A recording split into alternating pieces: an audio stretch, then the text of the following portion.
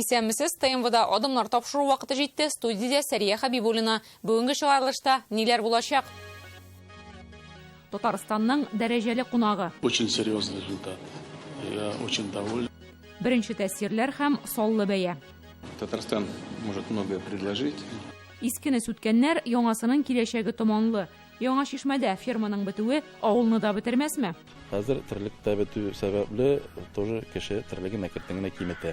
Милли үзаң кичә, бүген иртәгә төшкәнме, әллә йоклаган гынамы? Менә компьютерда бар спящий режим. Мин якынча безнең үзаңның хәлен шулай дип бәяләр. Үзебез сайлаган язмыш һәм замана мөгаллиме. 70 яшьтә 2 авылга машинада йөреп укытучы. Укытучы булып калырга тиеш һәрбер җирдә. 100 тапкыр ишеткәнче, бер тапкыр барып күрүең яхшы ди халык. Бу атнада Татарстанга Үзбәкстан президенты Шәүкәт Мирзиёевның килүен шулай дип тасвирларга булыр иде. Безнең республика соңгы елларда халыкара вакыйгалар үзәгендә яши. Я без барабыз, я монда киләләр. Үзбәкстан җитәкчелегенең бер ай эчендә тулы составта Казанда булып китүе һичшиксез мөһим күренеш. Сентябрьдә аларның премьер-министры Абдулла Арипов килсә, бу атнада делегация күпкә саллы иде. Беренчедән ул президент җитәкчелегендә, икенчедән Казанга әлеге илнең барлык төбәкләре башлыклары җыелды. Бүген Россиядә Татарстан әлеге ил белән хезмәттәшлек итүче төп 5 төбәк исемлегенә керә. Әгәр дә республика соңгы вакытта делегациялар кабул иткән илләрне карасак, без менә нәрсә күрербез. Әлбәттә, товар әйләнеше иң зур ил ул Кытай. 1,16 миллиард доллар. Төркия, Белоруссия белән күп сату алу итәбез, һәм менә Үзбәкстан белән багланышлар күзгә күренеп арткан. Узган ел белән чагыштырганда инде 50%-ка. Бу атна вакыйгаларыннан соң офыкта яңа проектлар шәйләнә. Гөлназ Сәйфетдинова сәфәрнең мөхите һәм мөмкинлекләр турында. Халыклар дуслыгы йортындагы үзбәк диаспорасы бүлмәсендә дойры барабанын кагалар. Мондагы борынгы уен коралларының гына түгел, киемдәге һәр бизәкнең тарихын сөйләп бирә алалар. Хәзер республикада 100 меңнән артык үзбәк яши. Телебез охшаган, киемләребез охшаган, менталитетimiz охшаган. Дивардагы фотосурәтләр Россия белән Үзбәкстан, Татарстан арасындагы багланышларны чагылдыра. Татарстан белән Үзбәкстан арасында хезмәттәшлек турында килешү 30 ел элек имзалана. Аларда республика вәкиллеге, бездә Үзбәкстан консуллыгы эшли, Ташкент, Самарканд, Ферганәгә туры рейслар оча. Тарихка күз салсак, ике арадагы багланышлар ерак гасырларга барып тоташа. Әйтик, 16 гасырда Үзбәкстанда татарлар тәрҗемәче, дипломат, сәүдәгәр булып эшли, ә 18 гасырларда анда безнең зыялылар белем алган. Совет чорында мәдәни элемтәләр өзелми, ансамбльләр гастрольләргә йөри, Үзбәкстанда яшәүче татарлар татар матбугатын яздырып алган. Бу атна матбугатын карасак, аларда да бездә дә нәкъ шушы сәфәр яктыртылды. Сегодня президент Республики Узбекистан Шавкат Мирзиёев прибыл в город Казань, с которого началась программа официального визита в Российскую Федерацию. Бу президент Шәүкәт Мирзиёевның Казанга беренче килүе иде. Татарстан җиренә аяк басуыннан ук җылы мөгалләмә сизелә. Рөстәм Миңнеханов белән тәрҗемәсез аралашулары ике халыкның күпкә якын булуын күрсәтә.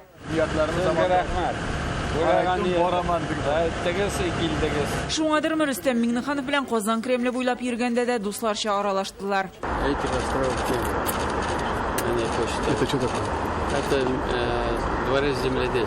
Кул Шәрифтә кунакка мәчетнең бай тарихын, яңадан ничек төзелүен сөйләделәр. Намаз залында дугалар тыңладылар. Благовещение соборында гыйбадәт йортының тарихын бәян иттеләр.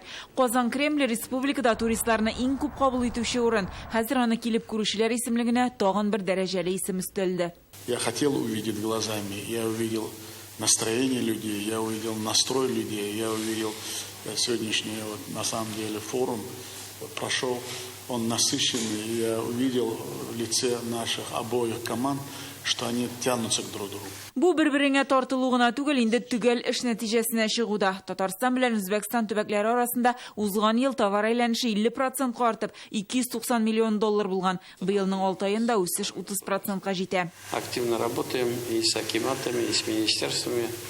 Наши крупные компании, сейчас, конечно, есть хорошая возможность за счет поддержки вашей вот этих промышленных парков уже охватить средний и малый бизнес. Вы человек, который хочет изменить вашу страну, я это вижу. И вот ваши проекты мы же тоже изучаем, как устроена махалля. Это же Это самое главное. Бүгін Өзбекстанда 300 мың татар яши. Рүстем Миңниханов оларға булышлык жылы мөнәсәбәт өчен рәхмәтен җиткерде. Каждая наша встреча с вами в Узбекистане, это воодушевляет нашу диаспору, татарскую диаспору в Узбекистане. Сезнең белән һәр очрашу Үзбәкстанда яшәүче татар диаспорасын илһамландыра. Мин алар белән елга бер мәртәбә, кайвакыт күбрәк тә очрашам. Аларның фикерен, кәефен сорашам. Татарстан турында горурланып сөйлиләр. Сәфәр ул очрашуларның шәшәге генә ди белгечләр, җимешләре соңрак булачак. Һәм монда эш килешү сөйләшүләрдә генә түгел, Татарстанга мөнәсәбәттә. Бу Татарстан белән мөнәсәбәтләрнең үзенә күрә бер Россиягә бер юл, хаб буларак кабул итә, күрә.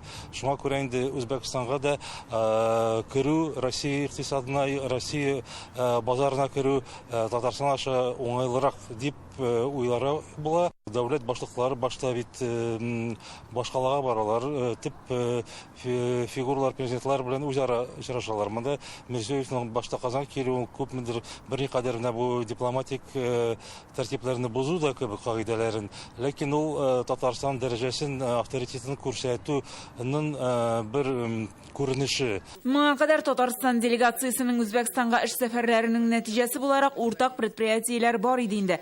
Узган ел Ташкент белән Җизакта технопарклар ачылды, КФУ филиалы эшли башлады. Казанның медицина симуляторлары җыючы завод быелдан Чирчик технопарк резиденты булды. Кроме высшей школы, научно-исследовательский институт Татнефть.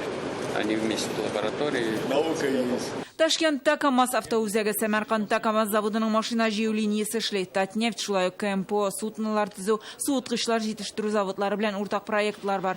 Казандагы форумда яңгыраган яңалыкларның берсе Бухарада яңа икътисади зона төзү. Ул Татарстандагы Алабуга зонасы карамагында эшләр дип планлаштырыла. Проектны Шәүкәт Мирзиёевка тәкъдим иткәннәр.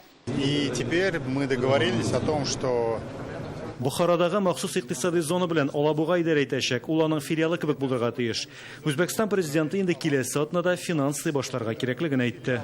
Тагын бер проект Таткабель заводы белән алар читтән кертелә торганга алмашка 500 киловольтлы кабельләр җитештерә башлаган. Быелның мартында Үзбәкстан базарына чыгалар, инде килешенгән эш планы бар. Ташкент шәһәрендә электр челтәрләрен тулысынча яңарта башладылар. Безнең компаниядан анда 154 километр озынлыктагы кабельләр җибәрелде. Ул ел ахырына кадәр тагын бер партия җибәреләчәк. Алар Үзбәкстанны 2 миллиард сумлык кабель белән тәэмин итәчәк. Бу иң зур килешүләрнең берсе.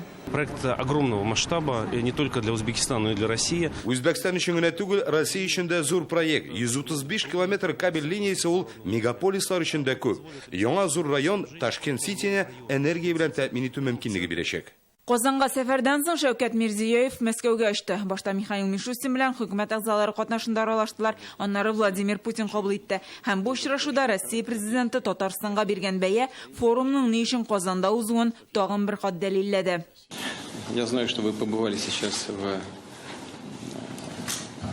Казани.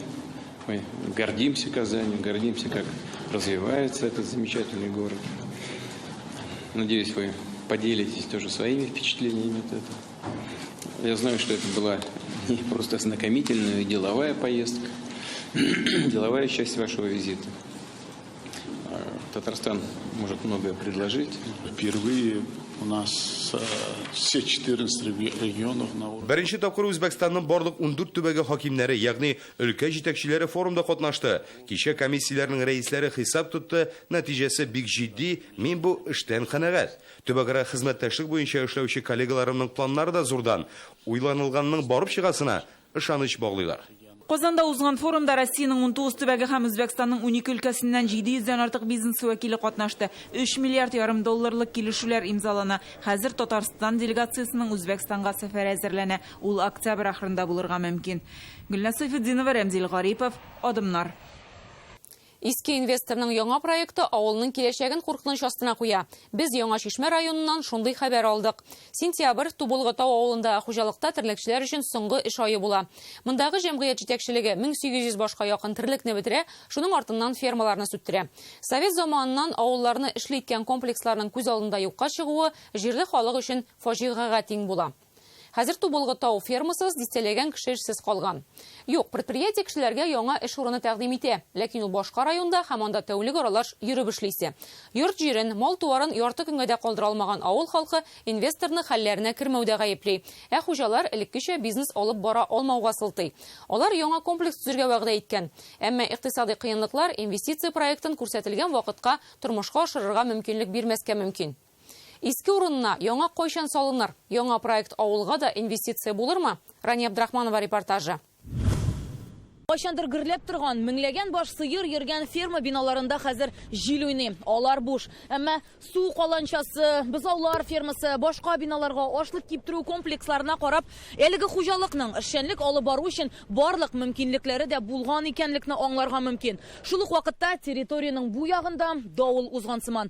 Кайчандыр ферма биналары булган урыннарда кирпич иемнәре, территорияны алабута баскан. Трактор белән 800 белән тап изделәр. Обидно, конечно, үзем шунда эшләгән, бөтен коровникта йөрим. Ул бит бойдан бойга коровниклар шундый матур иде. Вот здесь было, там были 2-3 сразу.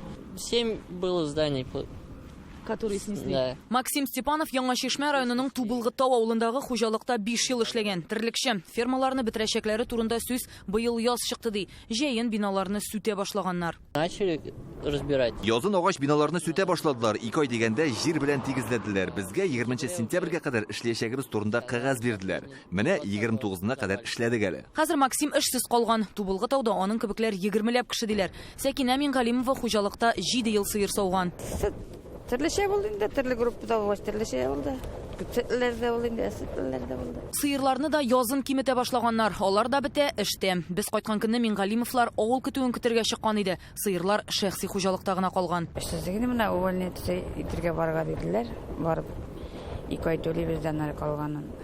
Мәсәлән, белмим. Аннары эшсезләргә дирелме?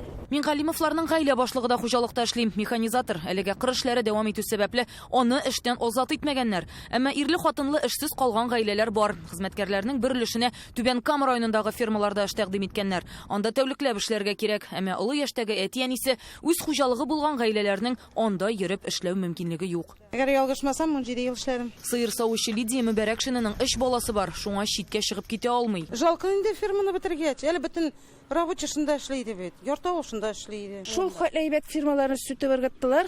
Шундый кирәгәрне дә инде ул фирмаларны сүткәнгә. Менә безнең туганыбыз килне дә малайда эшсез калды. Олы яшьтә бит инде алар хәзер 50дән югарылар, 50 кайларга барып эшли алмыйлар. Семьялы кешеләр эшлиләр. Нижекамский районга хәтле барып, кунып эшләп йөриләр. Олылары да, яшьрәкләре дә. Җәлләмисең, Дишат Кошвич эшләгән вакытта бөтенләйне торгызды. Әгәр дә ул торып басса, сразу на место үлә. Потому что шундый яхшы зданияларны ничек гимергә кирәк. Рәсми мәгълүматкә караганда, Агроснова хуҗалыгында Тубылгы таудан 43 кеше эшләгән. Бу зур авыл, 200дән артык йорты бар, 700ләп кеше яши. Ферма ябылу авыл тормышына йогынты ясый торган күренеш. Хәзер терлек тәбәтү сәбәпле тоже кеше терлеге мәкертеңенә киметә. Менә йогынты ясыймы ул ферманың, авылдагы ферманың ябылуы авылдагы тормышка? Әлбәттә, терлек саны бетә. Иң беренче терлек саны бетә. Яшьләр кемнәр калганалар монда инде. Но беңгесе көнне әгәр дә ул китте икән күрше авылга, әйнигә күрше шәһәргә баштан үзе китеп урнаша, аннан соң кертеңенә семьясын ала, балаларын ала, менә, пожалуйста, результат такой. Монда инде как дачный поселок булып аларга мөмкин. Терлекнең бетүе район өчен җитди проблемаларның берсе. Димәк, җитештерә торган сөт тә, ит күләме дә кими. Ел башыннан районда 14 мең мөгезләре терлек саналган, бүген 7200гә кала. В основном небольшие фермерские хозяйства поголовье сохраняются. Нигездә зур булмаган фермер хуҗалыклары баш санын саклый әле, әмма инвесторлык хуҗалык кыскарта башлады. Безнең райондагы җирләрнең 3тән 1 алар кулында. 20 мең гектар җир эшкәртәләр. Кызганычка инвестор файдасы булмаган терлекләрне сатарга карар кылды. Алар ликозлы, сөтләре иде. Без монда инвестор булып эшләүче Агроснова хуҗалыгы белән элемтәгә кердек. Алар очрашып хәлгә аңлатма бирәсе итмәде. Әмма язмача хат юлладылар. Анда билгеләп үтелгәнчә, алар сөт җитештерүне арттыру өчен яңа инвестиция программасы булдыру турында карар кылган. Моның берничә сәбәбен атыйлар. Предприятиедә иске төрле ысул белән эшләп булмый башлады. Комплекслар 60 ел элек төзелгән. Алардагы терлекләрне тоту шартлары һәм технологияләр чыгымны киметергә һәм хәзерге базарда конкуренциягә каршы торырдай товар җитештерергә мөмкинлек бирми. Көтүне яңартырга кирәк иде. Булган сыерларның 70% лейкозлы. Бер сыердан тәүлегенә 9-10 килограмм сөт савылды. Чагыштырып карасак, Татарстан буенча уртача сан 20 килограммнан артык. Хатта язылганча 2021 елда көтүне яңарту программасы кабул ителгән була, әмма ул нәтиҗә бирми. Сыер саву, азык әзерләү, тирес чыгару, су белән тәэмин итү системаларының иске булуы ремонт һәм хезмәт күрсәтү өчен чыгымны арттыра иде диләр. Шуңа бу хәлдән чыгуның бердән-бер дөрес юлы дип заманча терлекчелек комплексы төзергә булалар. Моның өчен иске фермаларны сүтеп, яңасына урын әзерләнә. В планах, конечно, у них есть восстановление поголовья. Алар терлекләрнең баш санын кайтарырга җыена, яңа комплекс төзәчәкләр. Ул Тубылгытауда булачак. Комплекс өчен урын әзерләнә инде. План буенча анда күп сөт бирә торган 1600 баш сыер кайтарырга уйлыйлар. Өмет бар, өметсез шайтанган диләр бит. Башта фермаларны 2024 елда эшләтеп җибәрергә планлаштырган булалар. Әмма банкларда кредит процентлары арту сәбәпле эш кыенлашты диләр предприятиедә. Шуңа яңа комплексның кайчан төзелеп бетәчәге билгесез.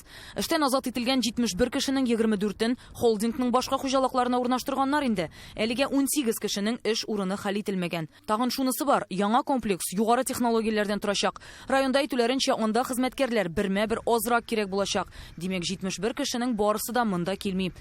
Авылдан китәүк булып чыга түгелме? Яңа Чишмә районыннан Рания Абдрахманова, Ләйсән Сәитова, Адымнар. Бу атнада дәүләтнең милли сәясәтен тормышка ашыру буенча республикада 2026 елга кадәр исәпләнгән программа расланды. Җәмәгатьчелек анда хәзер гомум Россия гражданлык үзенчәлеген һәм Россиянең күп милләтле халкының бердәмлеген ныгыту турында пункт барлыкка килүенә игътибар итте. Татарстан үзенчәлеге турындагы пункт төшеп калган. Мәдәният министрлыгында аңлатуларынча, республикада татар халкының милли үзенчәлеген саклау программасы булганлыктан, ике программада бер-берсен кабатлый торган пунктларны тәртипкә китергәннәр. Шуннан да бүген милли үзенчәлек, милли үзаң, үзеңне Татарстанда яшәүче, аның бер вәкиле итеп тою мәсьәләсе нинди хәлдә? Гомумән дөньядагы илдәге вазгыятькә карап, ул нинди үзгәреш кичерә? Без моны бер төркем белгечләрдән сорадык. Һәрбер милләт өчен милли үзаң бик әһәмиятле. Чөнки әгәр синең милли аң юк икән, син дөньяда юк. Тарих милли аңның бик зур һәм әһәмиятле эше. Чөнки тарих нигезендә үзеңнең бабаларының кайсы заманны башланып ничек итеп үскәннәрен күз алдына китерәсең һәм шул менә өзелмәс бер җептә үзеңнең урыныңны билгеләй аласың. Бүгенге көндә менә тарих нинди дәрәҗәдә вакытыла? Без әлбәттә беләбез нинди дәрәҗәдә, начар дәрәҗәдә. Мәктәпләрдә укытылмагач, уларның тарихын белми. Аның үзенең татар малайы, татар кызы итеп туярга аңа мөмкинлек бирмиләр. Чөнки дәүләт күзлегенә караганда әйтегендә, гомумән дәүләт Россияны алсак, әлбәттә аларга унитар булу файдалы.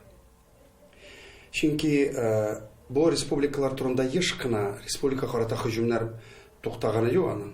Чөнки республика ул инде әлбәттә републик, име. Ул инде ул аның вәкаләтләре бик көчле булырга тиеш. Һәм бу әлбәттә федерализмга кагыла. Бүгенге көндә безнең чын федерализм идара итәме, юкмы дигән. Минем фикерем буенча әлбәттә юк. Әлбәттә юк. Әмма киләчәктә гомумән калырмы соң ул менә сәяси формация буларак, сәяси механизм буларак калырмы икән ул? Ул да шик астында минем. Бүген бездә милли үзаңның кризисы дип мин уйламыйм. Кайбер проблемалар бар, әмма бу проблемалар критик хәлдә түгел. Бүген илебездә, республикада милли үзаңны саклап калу өчен барлык шартлар бар.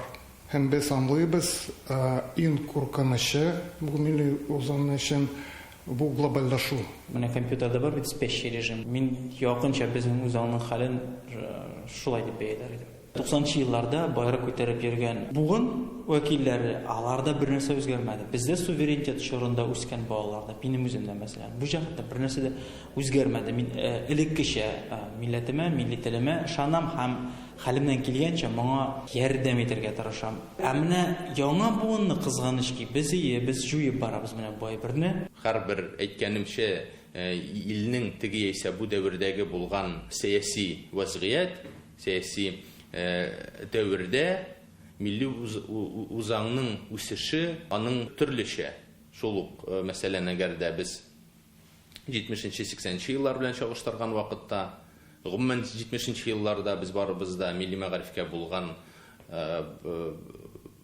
гомумән шушы илнең карашын барыбыз да белә идек. Һәм менә хәзерге дәвердә дә әле безнең менә бу бигрәк тә социаль институт буларак татар гаиләләрендә телгә булган мөнәсәбәт, ихтияҗ тудыру мәсьәләсе дә тора. Мөхит төрле. Һәм шуңа күрә безне шулга барган мөхиттә менә безнең татарлыгыбыз, милли аңыбызны искә төшерүче факторлар көннән-көн кими. Тел, дин, тарих өчесе дә бик мөһим фактор. Хәзерге вакытта телгә ышаныч бар минем. Тел калыр кебек тоела. Чөнки менә безнең дә гаиләдә, бөтен балалар да, Авропаның балалары татарча сөйләшкәнгә күрә, мин ди бәлки идеал тормышта яшимдер. Шуңа күрә миңа тел булыр кебек тоела.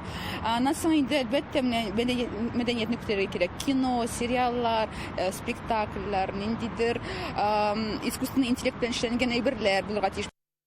Иң кадерле бәйрәмнәрнең берсе укытучылар көнен билгеләп үттек. Республика тантанасында Рөстәм Миннеханов, сез балаларга күңел җылыгызны бирәсез. Сезнең тәҗрибә, зирәк фикерләрегез, белемегез безгә бик кирәк диде. Балаларга бирелгән күңел җылыгыз укучыларның тирән ихтирамы һәм зур уңышлары булып әйләнеп кайтсын. Сезгә хезмәтегез өчен зур рәхмәт. Татарстан мәгарифенең казанышлары зур. Без халыкара олимпиадаларда җиңеп кайткан балаларны еш күрсәтәбез. Бу атнада ел укытучысы конкурсында катнашып, Россиянең иң яхшы 5 мөгаллим исеменә кергән Иннополисның математика укытучысы Арман Костанянны кутладык. Игры создаются, уроки удаются, и знания у детей в голове остаются. Геймификация, как отражение прогресса, эффективно в образовательном процессе. Ул жюрины менә шулай җырлап, ачык дәрес бирү белән таң калдырган. Хәзер укытучыга класска кереп, дәрес биреп чыгу гына җитми. Артист булырга кирәк ди хезмәттәшләре.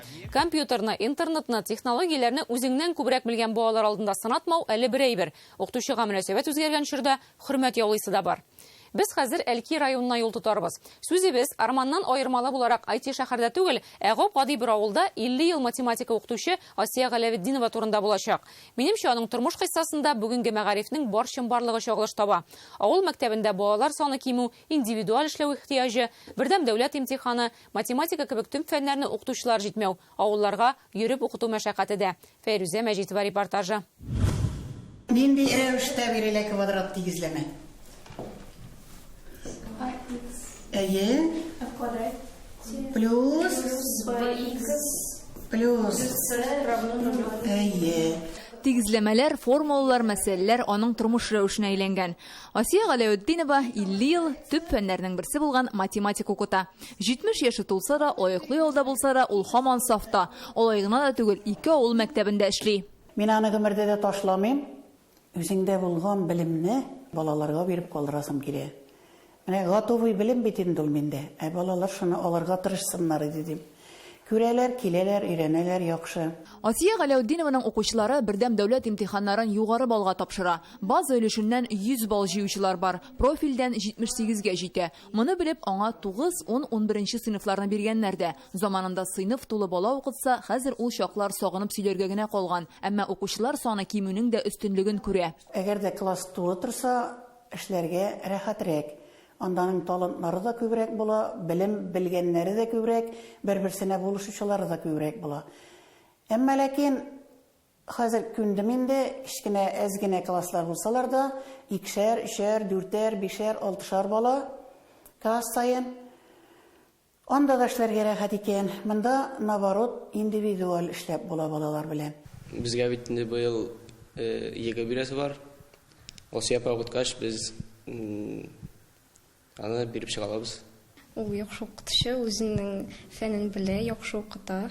Бездә проблема килеп чыкса, без аның турында анарга сөйлибез, һәм ул безгә аның хәл итүен юлын күрсәтә. Цифрлаштыру шаукымы да куркытмый өлкән буын укытучысын. Информатиканы иң беренчеләрдән булып укыта башлаган кеше буларак, компьютерда күзен йомып та эшли, хезмәттәшләрен дә өйрәтә әле. Күп кенә укытучылар менә бу цифрлаштыру процессын вакытында җайлаша алмыйча мәктәптән китәргә мәҗбүр булганда, Асия Кадровна безнең яшьләрне дә уздырып, иң беренче үзләштерде.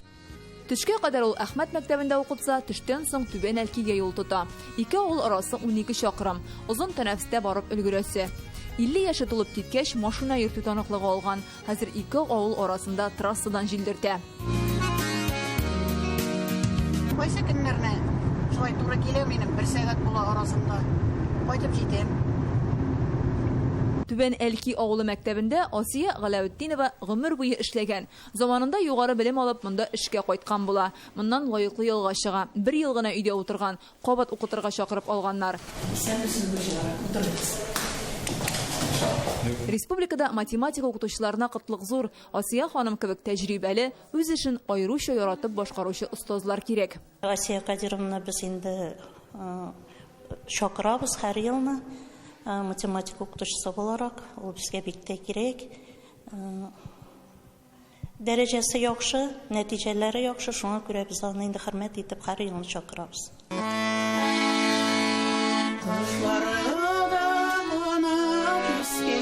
Аның кулыннан баян төшми. Авыл клубына да, район концертларына да чыгыш ясарга еш чакыралар. Өйдә җырларын яратып тыңлаучы ире Исмәгыйль абый бар. 50 елга якын гомер итәләр.